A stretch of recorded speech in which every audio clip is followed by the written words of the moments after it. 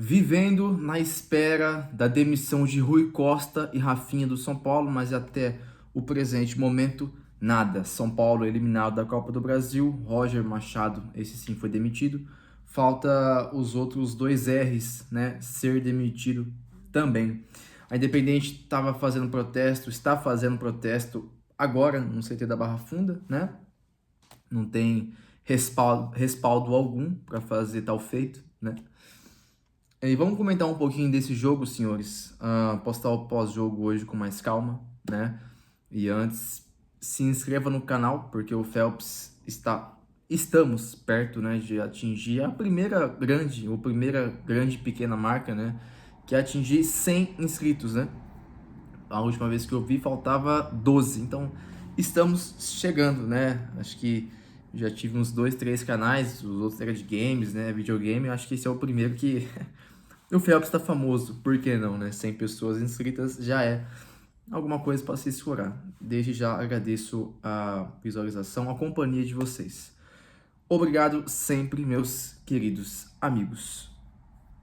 Bom, o jogo de ontem foi mais daquilo que a gente está acostumado a ver, não só esse ano, né, com o Roger Machado, mas com treinadores ruins, assim como o Roger Machado, porque você vê o time do São Paulo jogando ontem, é muito parecido com o time que o Luiz Zubeldia comandava, por exemplo, né? E as mesmas escolhas erradas, né? Os mesmos jogadores ruins jogando. Você pega, por exemplo, esse Cedric, que tem chances, e o Maia que não tem. E o Moreira, que voltou de Portugal, também não tem essas chances que o Cedric Soares tem. Você pega esse Dória, é ridículo. O Isaac fez uma excelente copinha, mas esse moleque não tem chances de jogar no profissional, e o Dória tem. Assim como se o Rafael Tolói tivesse condições de jogo, também estaria jogando ontem, e o Osório não entraria em campo.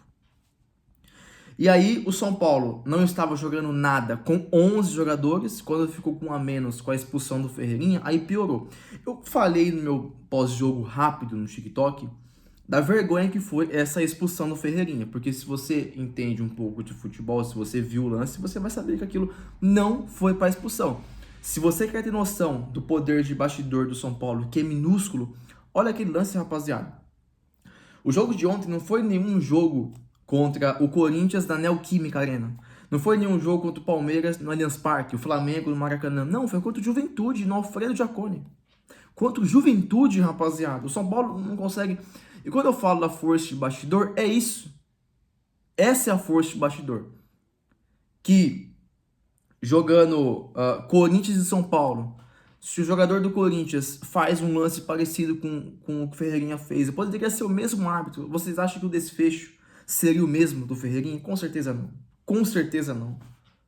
Pelo amor de Deus. E aí o São Paulo fica com um a menos, né? Entrou no lugar do Luciano, que até então está machucado. Vamos ver.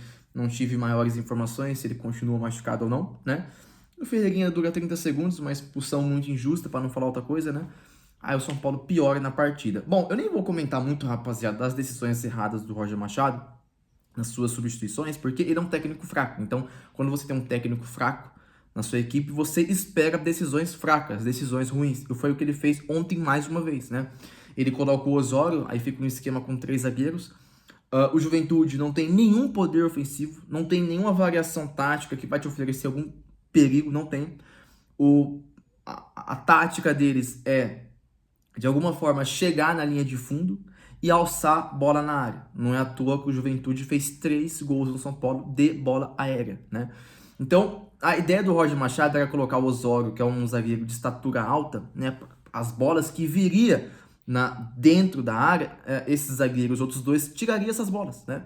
A bola ia bater e voltar, essa era a ideia do nosso técnico. Só que ele esqueceu de preencher o meio de campo. Ele esqueceu de preencher as extremidades do campo, os lados do campo. Porque para chegar na área, não sei se o Roger sabe, mas o campo de futebol ele não é composto só pela área, né? Existem outros lados, né? Outros setores do campo, né?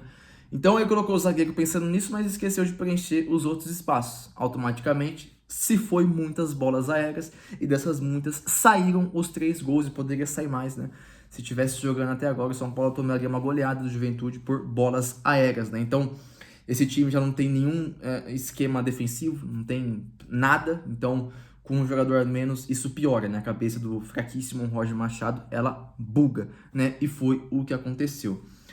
Aí depois o Tapia, o jogador ridículo que faz gol, tentou descontar para o São Paulo e os deuses do futebol deu um gol para o Juventude, né?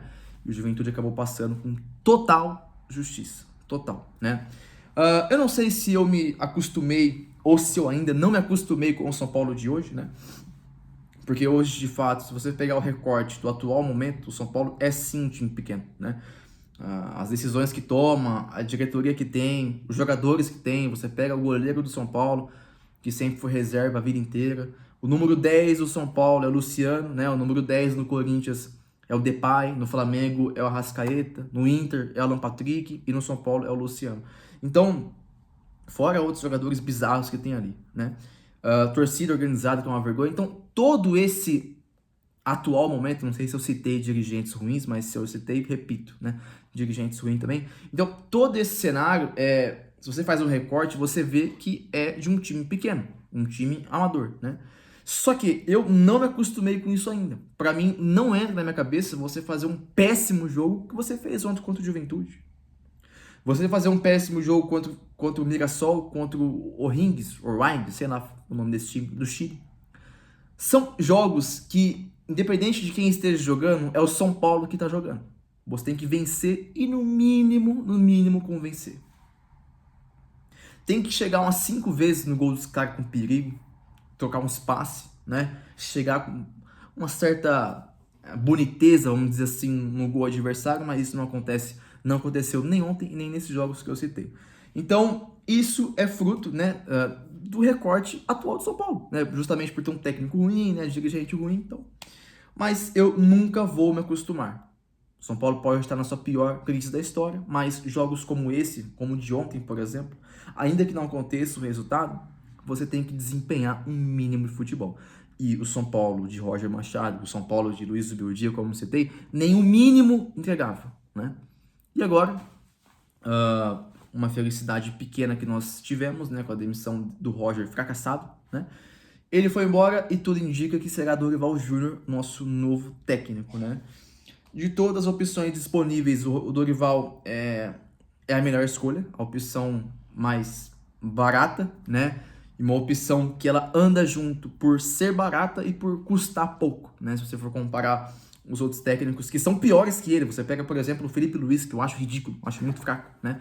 Ainda não que seja fraco, ainda não provou nada, né? O fato de ser campeão com um elenco multimilionário como o do Flamengo, eu não acho que seja prova, eu não acho que seja de algo muito valioso, né? Ele foi campeão no Flamengo. O técnico foi campeão no Real Madrid. São equipes boas, elencos muito bons, muito dinheiro envolvido, não tem como dar errado, né? E se der errado é porque o cara é muito ruim, né? Ou alguma coisa atrapalhou. Então, eu dou muito mais mérito a um Hernan Crespo da vida, né? Que foi campeão com São Paulo em 2021 paulista.